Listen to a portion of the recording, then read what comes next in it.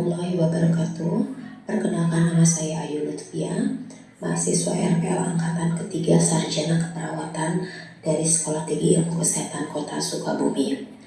Pada kesempatan hari ini saya akan melakukan tindakan penyuluhan kesehatan tentang cara penyelamatan saat bencana. Tugas ini untuk memenuhi ujian praktek dari mata kuliah keperawatan bencana dengan dosen penguji Ibu Rosliana Dewi. Untuk mengetahui bagaimana cara melakukan penyuluhan kesehatan tentang cara penyelamatan saat bencana, mari kita saksikan video berikut ini.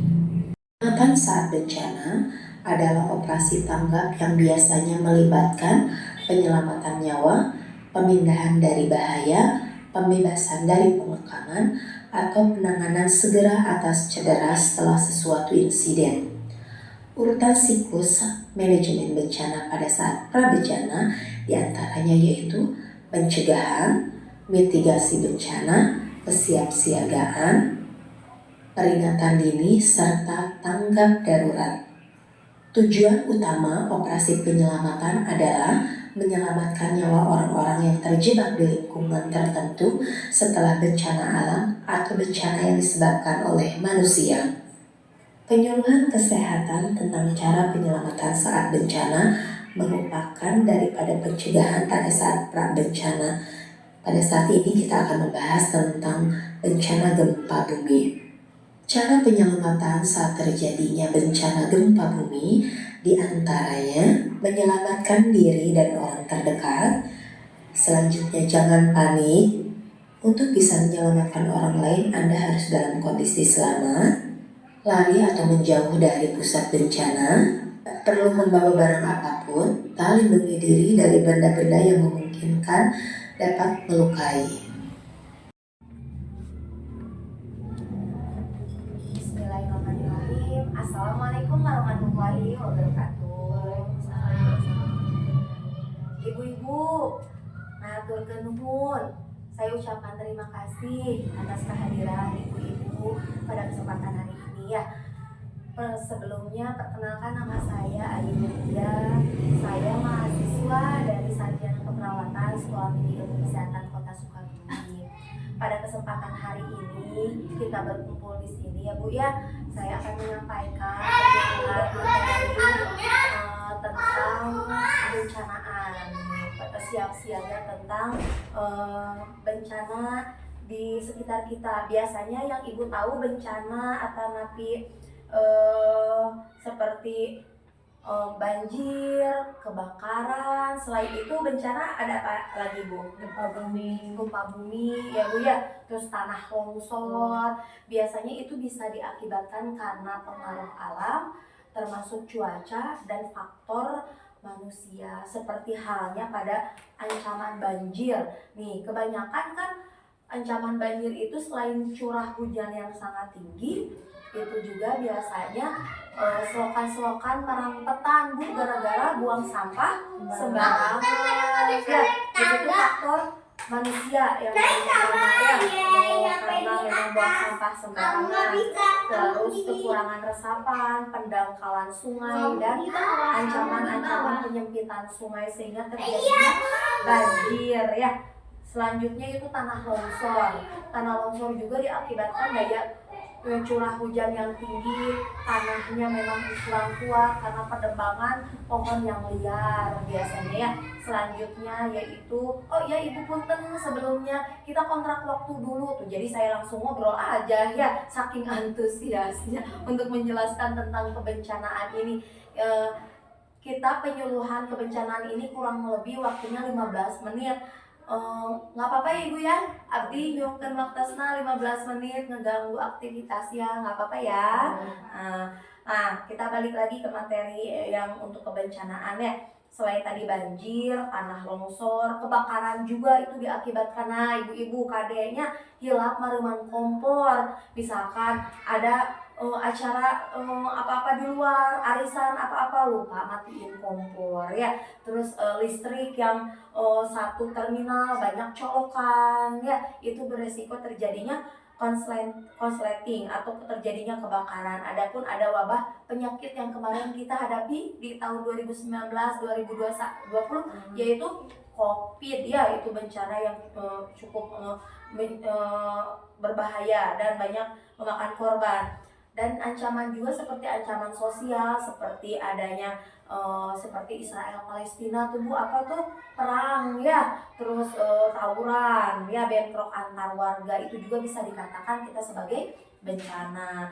Ibu, kebetulan hari ini kita nggak akan ngebahas semua materi tentang kebencanaan. Saya menyampaikan saja materi tentang kebencanaan dan jenis-jenis bencana tadi 1, 2, dan 3. Tapi untuk sekarang kita fokus ke kebencanaan mengenai gempa bumi. Kemarin kan sempat ya gempa bumi di mana? Di Cianjur ya, banyak memakan korban, banyak rumah-rumah yang roboh ya, terus udah gitu banyak jiwa-jiwa yang melayang juga ya Bu ya. Nah, sekarang saya akan menjelaskan dan mempresentasikan mengenai persiapan diri untuk menghadapi bencana gempa bumi ya Bu ya.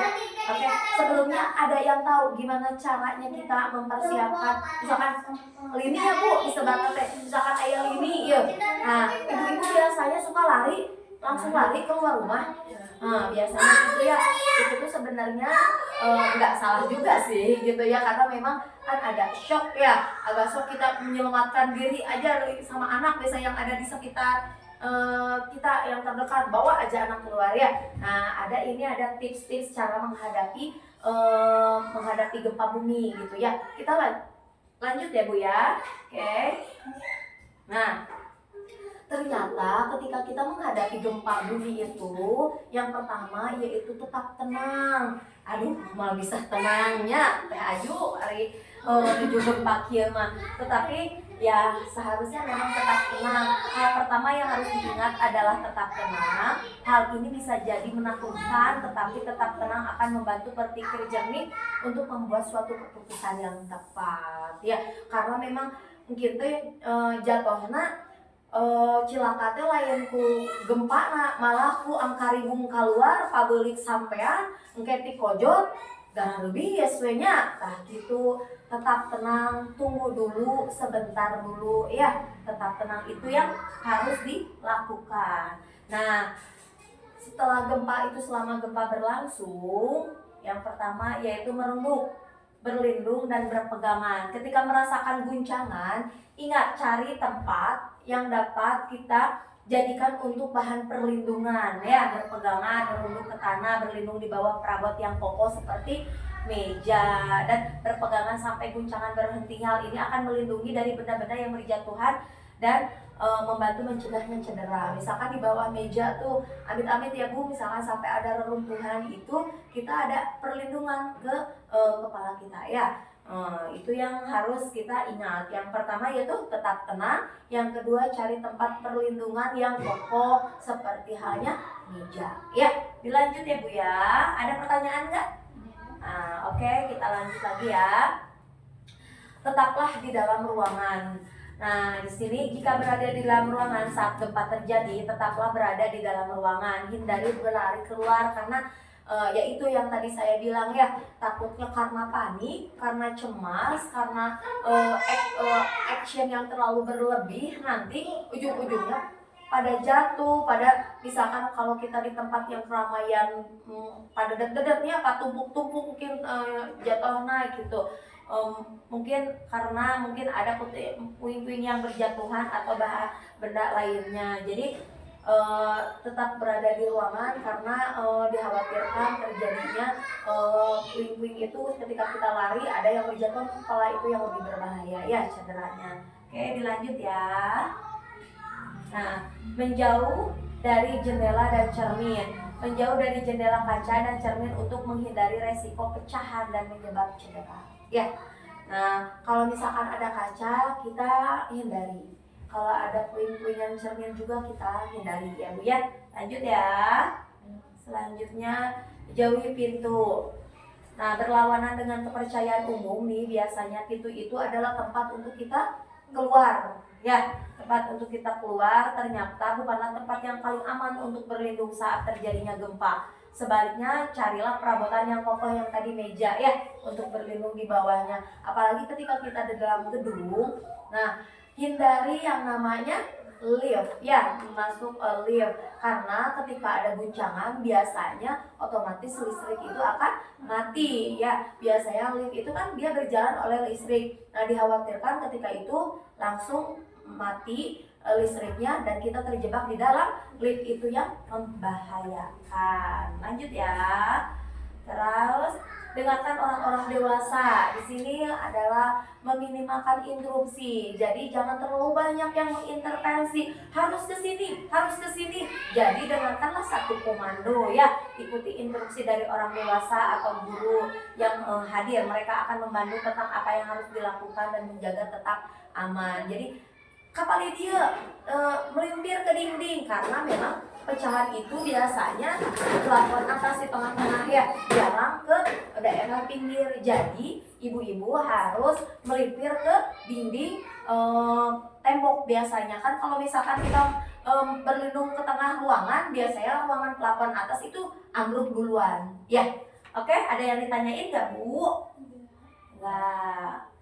Nah, setelah guncangan berhenti, tetaplah berhati-hati karena memang beresiko terjadi gempa susulan ya. Terus keluarlah dari gedung, berkumpul di area titik poin yang memang dianggap aman ya, di area terbuka yang jauh dari gedung, pohon ataupun kabel listrik. Jadi di area terbuka biasanya tuh di tempat rumah sakit, di gedung-gedung, di mal-mal itu ada titik poin yang memang dikhususkan ketika terjadinya gempa atau bencana. Disitulah titik poin kita berkumpul. Biasanya ada di situ ya titik poin assembly-nya di sana. Oke, ada peringatan nih. Penting untuk melakukan latihan gempa bumi di rumah dan di sekolah agar siap dan tahu persis apa yang harus dilakukan. Hal ini juga tidak menutup kemungkinan kita berikan kepada anak-anak kita ya, untuk memberikan peringatan sedini mungkin. Bersiap dan tetap tenang adalah kunci dari kita menghadapi bencana gempa bumi yang tadi, menghindari terjadinya cedera yang memang sebenarnya tidak perlu terjadi ya. Berarti udah selesai Ibu. Berarti apa aja tadi Teh Bu untuk tips-tips gempa bumi itu? Tetap tenang ya. Terus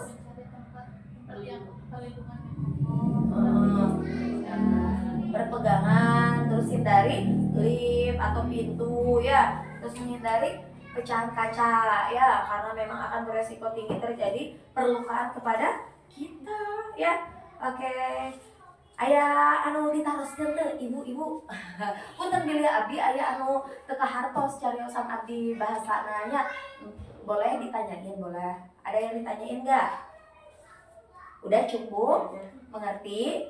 Mengerti ya? Oke, alhamdulillah.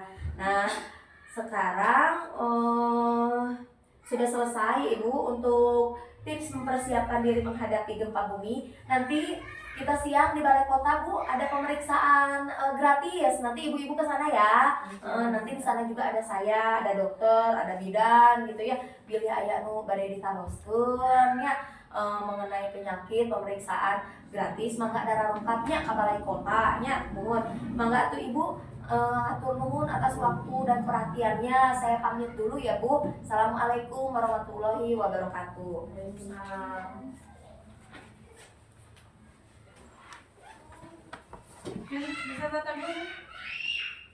Demikian video mengenai penyuluhan kesehatan tentang cara penyelamatan saat bencana. Semoga bermanfaat. Assalamualaikum warahmatullahi wabarakatuh.